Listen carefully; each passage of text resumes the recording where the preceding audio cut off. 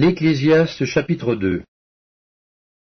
J'ai dit en mon cœur, allons, je t'éprouverai par la joie, et tu goûteras le bonheur. Et voici, c'est encore là une vanité. J'ai dit du rire, insensé, et de la joie, à quoi sert-elle? Je résolus en mon cœur de livrer ma chair au vin, tandis que mon cœur me conduirait avec sagesse, et de m'attacher à la folie, jusqu'à ce que je visse ce qu'il est bon pour les fils de l'homme de faire sous les cieux pendant le nombre des jours de leur vie. J'exécutai de grands ouvrages, je me bâtis des maisons, je me plantai des vignes, je me fis des jardins et des vergers, et j'y plantai des arbres à fruits de toute espèce. Je me créai des étangs pour arroser la forêt où croissaient les arbres. J'achetai des serviteurs et des servantes, et j'eus leurs enfants nés dans la maison. Je possédais des troupeaux de bœufs et de brebis, plus que tous ceux qui étaient avant moi dans Jérusalem. Je m'amassai de l'argent et de l'or, et les richesses des rois et des provinces. Je me procurai des chanteurs et des chanteuses, et les délices des fils de l'homme, des femmes en grand nombre. Je devins grand, plus grand que tous ceux qui étaient avant moi dans Jérusalem. Et même ma sagesse demeura avec moi. Tout ce que mes yeux avaient désiré, je ne les en ai point privés. Je n'ai refusé à mon cœur aucune joie, car mon cœur prenait plaisir à tout mon travail, et c'est la part qui m'en est revenue. Puis j'ai considéré tous les ouvrages que mes mains avaient faits, et la peine que j'avais prise à les exécuter. Et voici, tout est vanité et poursuite du vent, et il n'y a aucun avantage à tirer de ce qu'on fait sous le soleil. Alors j'ai tourné mes regards vers la sagesse, et vers la sottise et la folie. Car que fera l'homme qui succédera au roi? Ce qu'on a déjà fait. Et j'ai vu que la sagesse a de l'avantage sur la folie, comme la lumière a de l'avantage sur les ténèbres. Le sage a ses yeux à la tête, et l'insensé marche dans les ténèbres. Mais j'ai reconnu aussi qu'ils ont l'un et l'autre un même sort. Et j'ai dit en mon cœur, j'aurai le même sort que l'insensé. Pourquoi donc ai-je été plus sage? Et j'ai dit en mon cœur que c'est encore là une vanité. Car la mémoire du sage n'est pas plus éternelle que celle de l'insensé, puisque déjà les jours qui suivent, tout est oublié. Et quoi? Le sage meurt aussi bien que l'insensé.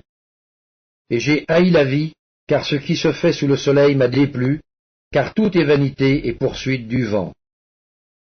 J'ai haï tout le travail que j'ai fait sous le soleil, et dont je dois laisser la jouissance à l'homme qui me succédera. Et qui sait s'il sera sage ou insensé? Cependant, il sera maître de tout mon travail, de tout le fruit de ma sagesse sous le soleil. C'est encore là une vanité. Et j'en suis venu à livrer mon cœur au désespoir, à cause de tout le travail que j'ai fait sous le soleil.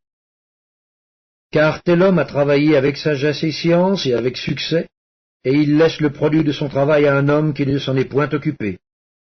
C'est encore là une vanité et un grand mal. Que revient-il en effet à l'homme de tout son travail et de la préoccupation de son cœur, objet de ses fatigues sous le soleil? Tous ses jours ne sont que douleur, et son partage n'est que chagrin. Même la nuit son cœur ne repose pas. C'est encore là une vanité.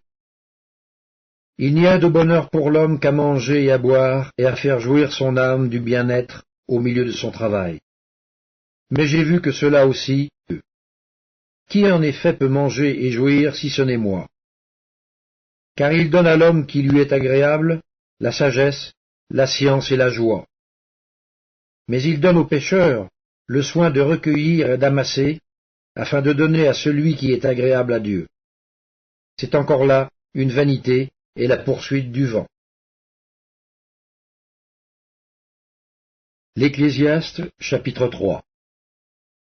Il y a un temps pour tout, un temps pour toutes choses sous les cieux, un temps pour naître et un temps pour mourir, un temps pour planter et un temps pour arracher ce qui a été planté, un temps pour tuer et un temps pour guérir, un temps pour abattre et un temps pour bâtir, un temps pour pleurer et un temps pour rire, un temps pour se lamenter et un temps pour danser, un temps pour lancer des pierres et un temps pour ramasser des pierres, un temps pour embrasser et un temps pour s'éloigner des embrassements, un temps pour chercher et un temps pour perdre, un temps pour garder et un temps pour jeter, un temps pour déchirer et un temps pour coudre, un temps pour se taire et un temps pour parler, un temps pour aimer et un temps pour haïr, un temps pour la guerre et un temps pour la paix. Quel avantage celui qui travaille retire-t-il de sa peine? J'ai vu à quelle occupation Dieu soumet.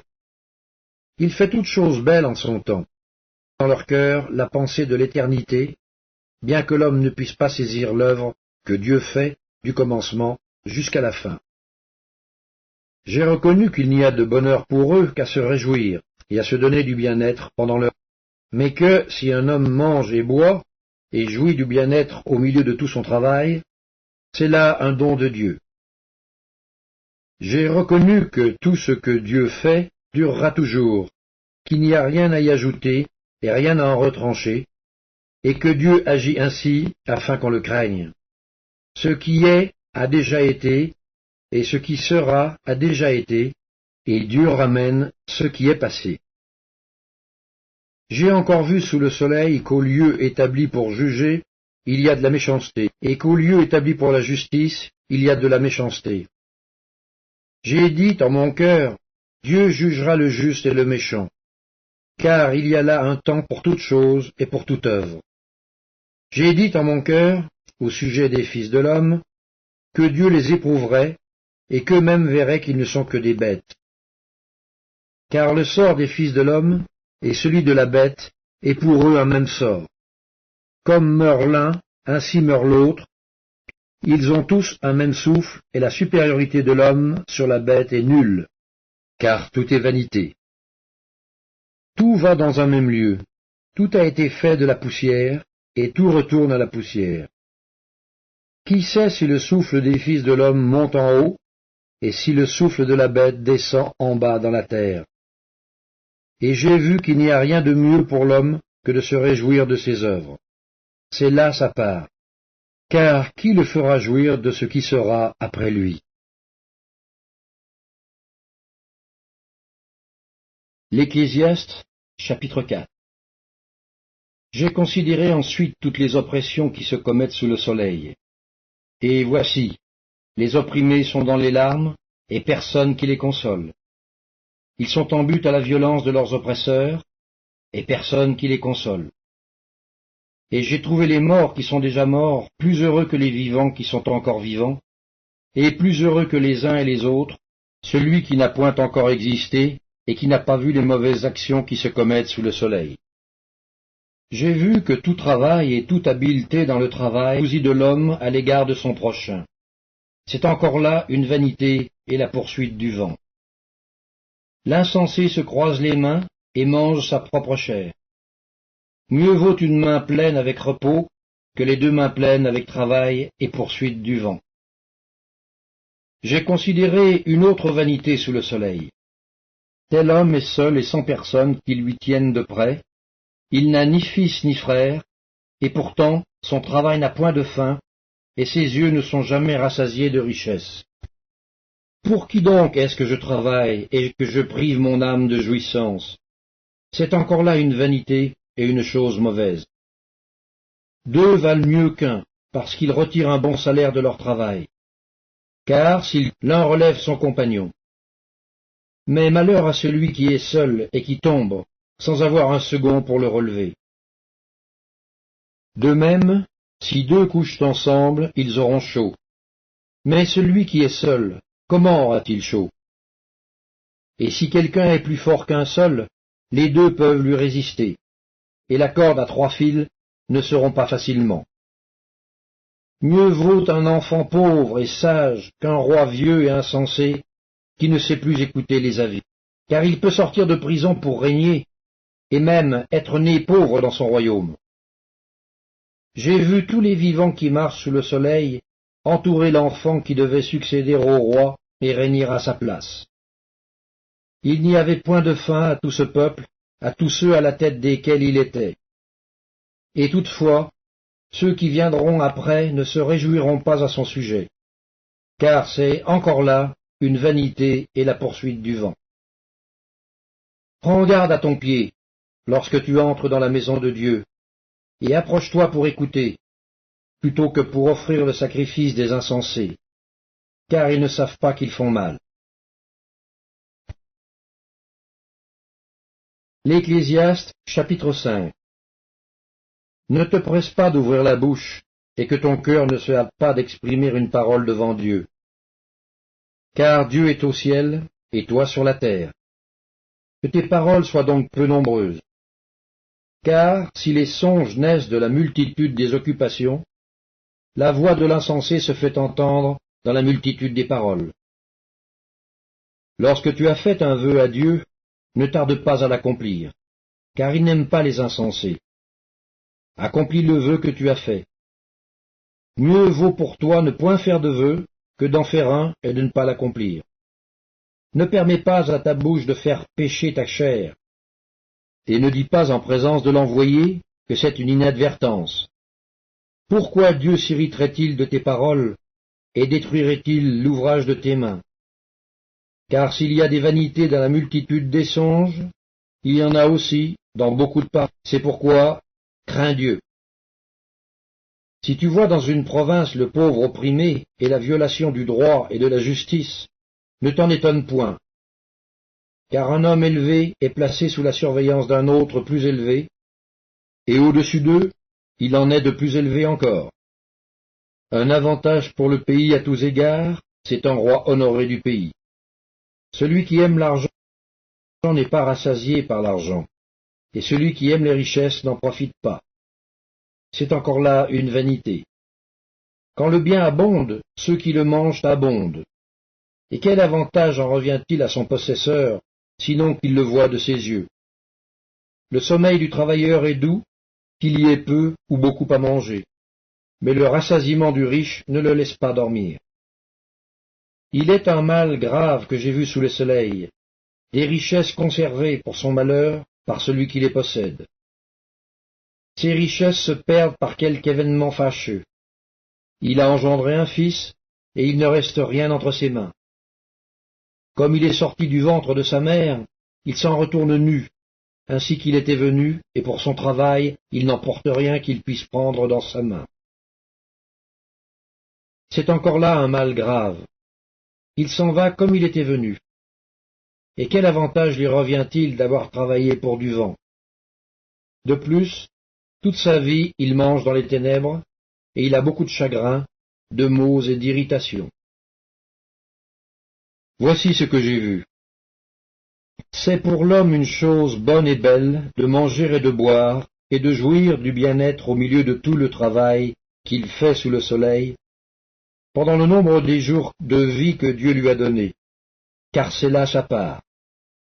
Mais si Dieu a donné à un homme des richesses et des biens, s'il l'a rendu maître d'en manger, d'en prendre sa part, et de se réjouir au milieu de son travail, c'est là un don de Dieu.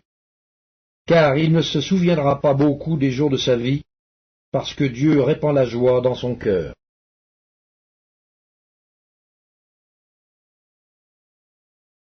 L'Ecclésiaste, chapitre 6.